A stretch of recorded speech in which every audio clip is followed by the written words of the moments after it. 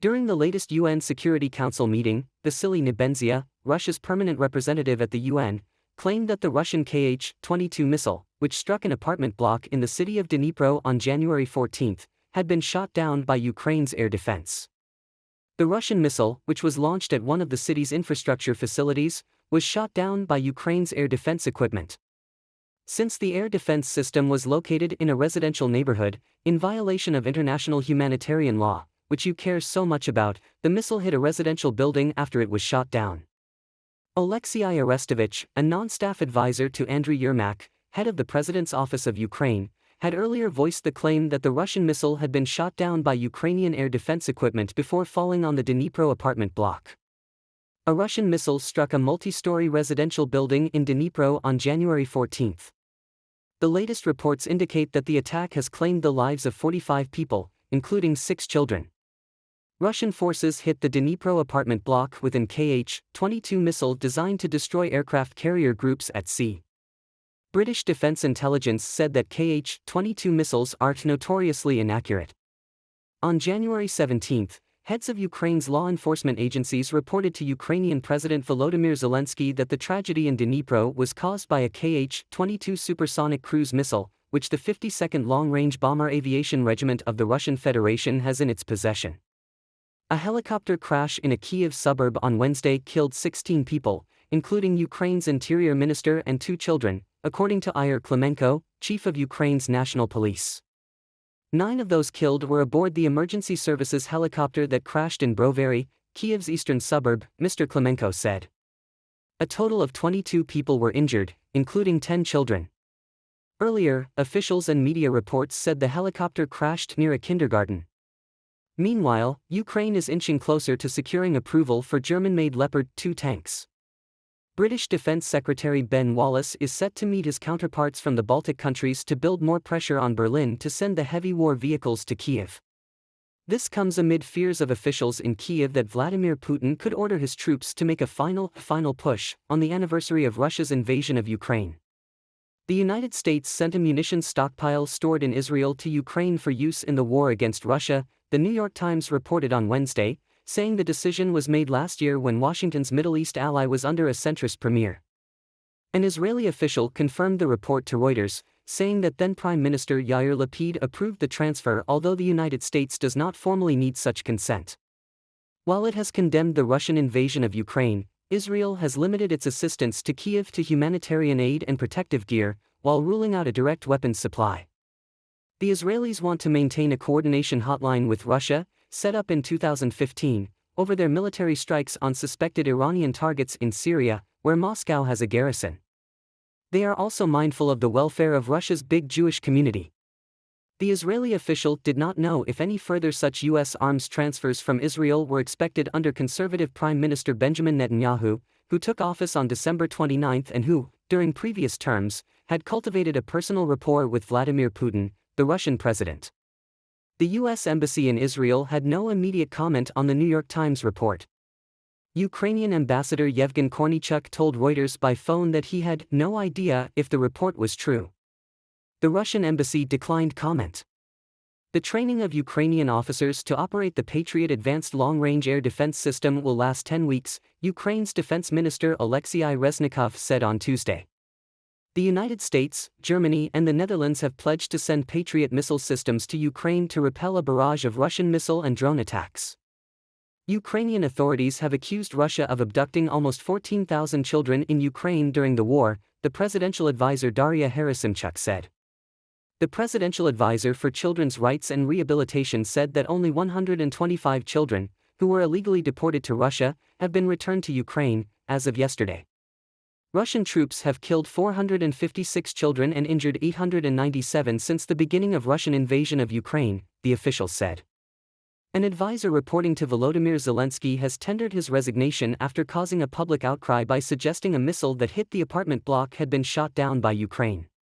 Hours after the missile strike, Alexei Arestovich initially said it appeared that the Russian missile had fallen on the building after being shot down by Ukrainian air defenses. Moscow often blames Ukraine's air defenses for missile strikes. Ukraine's top general has laid out the urgent needs of his armed forces in a first face-to-face meeting with his U.S. counterpart, with Kyiv hopeful of securing the tanks that it believes are needed to drive back Russian forces.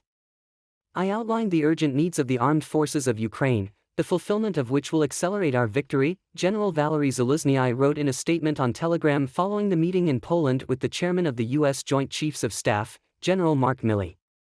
The United States has signaled that it is ready to further step up its military assistance for Ukraine as Britain and America vowed to maintain their support in the struggle against Russia for as long as it takes. Following talks in Washington with Foreign Secretary James Cleverly, U.S. Secretary of State Antony Blinken welcomed the UK's decision to supply Kyiv with British Army Challenger 2 main battle tanks. He indicated that the U.S. would be making further announcements in the coming days, with Defense Secretary Lloyd Austin due to host talks with key allies in Ramstein in Germany later this week. The head of Ukraine's Information Protection Agency has blamed Russia for the bulk of more than 2,000 cyber attacks carried out against Kyiv last year, at a conference he claimed was itself delayed by a cyber attack. Ukraine has been hit by 2,194 cyber attacks in 2022, with 1,655 of those coming after Moscow's invasion, Yuri Skygul told reporters. Government institutions sustained 557 cyber attacks last year, he said, laying the blame for the bulk of the attacks at Moscow's door. Ukraine's General Staff reported on January 18 that Russia has lost 117,770 troops in Ukraine since the beginning of its full-scale invasion on February 24. According to the report, Russia also lost 3,130 tanks, 6,225 armored fighting vehicles, 2,108 artillery systems, 442 multiple launch rocket systems, 220 anti-aircraft systems, 287 planes, 276 helicopters, 1,876 drones, and 17 boats and warships. A senior Ukrainian official blamed Russia on Tuesday for carrying out the bulk of more than 2,000 cyber attacks on Ukraine in 2022, speaking at a news conference that he said was itself delayed because of a cyber attack. The official, Yuri Skygul, told reporters that his live-streamed conference was forced to start 15 minutes late because of a Russian hack, though he did not elaborate or present evidence for his assertion. During the news briefing, he said Ukraine had been hit by 2,194 cyber attacks in 2022, with 1,655 of those coming after Moscow's February 24 invasion. Government institutions sustained 557 cyber attacks last year, he told reporters, laying the blame for the bulk of the attacks at Moscow's door.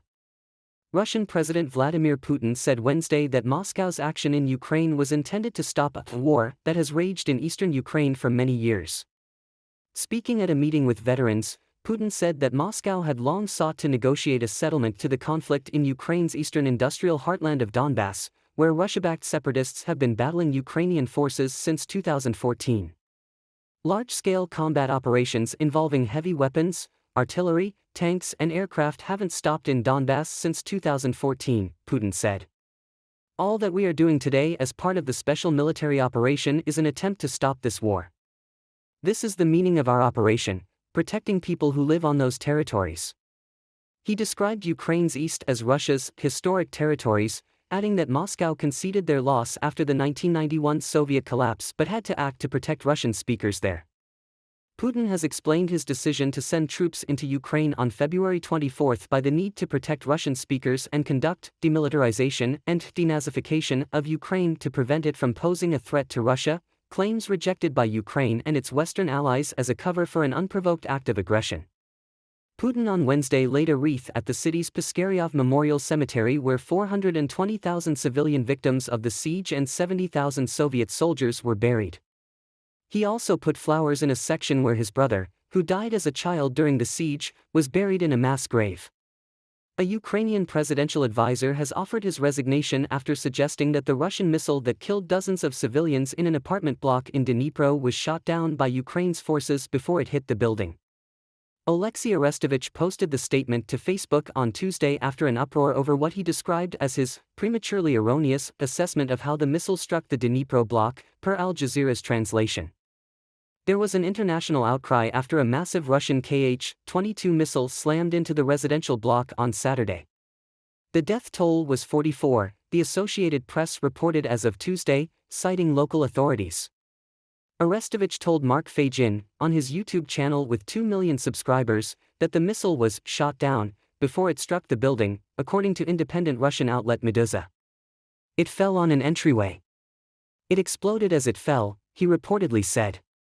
On Monday, Kremlin spokesperson Dmitry Peskov denied that Russia has targeted residential buildings, pointing to statements by some Ukrainian officials, state-owned news agency TASS reported. Russian missiles have repeatedly struck residential buildings throughout the war. In October, the UN warned that those attacks appeared coordinated, and as such could be counted as war crimes, Voice of America reported.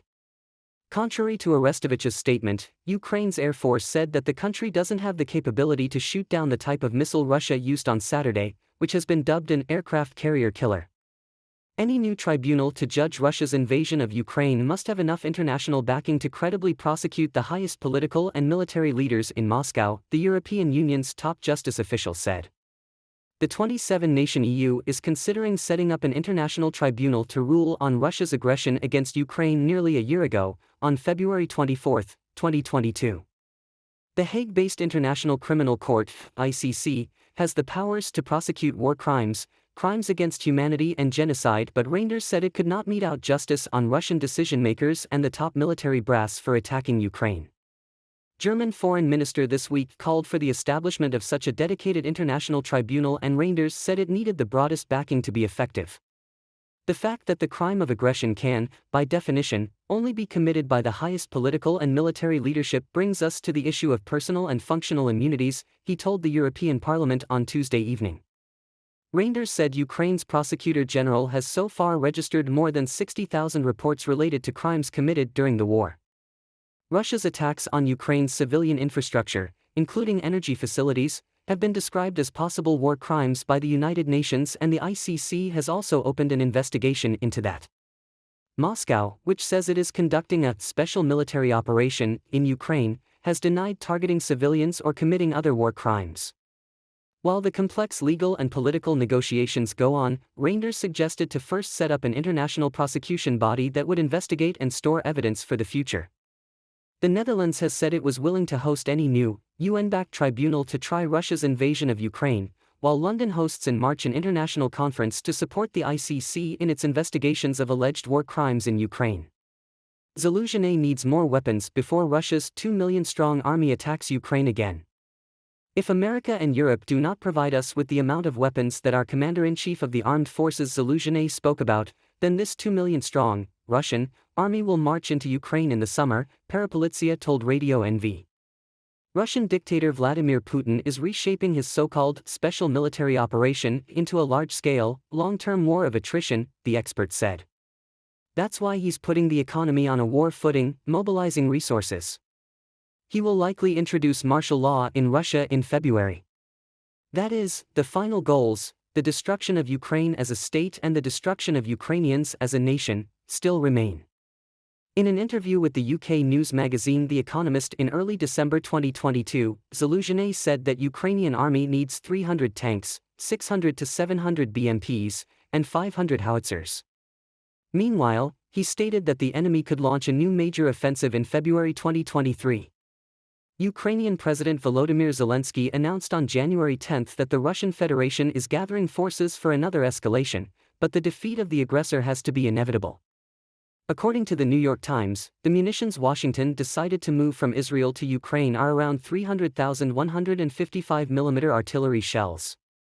Around half of that has been sent to Europe for redistribution to Ukraine, the newspaper said. If such transfers have taken or will take place under the watch of conservative Israeli Prime Minister Benjamin Netanyahu, who regained top office on December 29, it could test the rapport he built with Russian President Vladimir Putin in previous terms. Netanyahu has spoken about reviewing Israeli policy on the Ukraine-Russia war but has stopped short of pledging any direct supply of arms to Kyiv. Lapid, a centrist who served as premier for 6 months, was vocal in expressing solidarity with Ukraine. The U.S. Embassy in Israel had no immediate comment on the New York Times report. Ukrainian ambassador Yevgen Kornichuk told Reuters by phone that he had no idea if the report was true. The Russian embassy declined comment.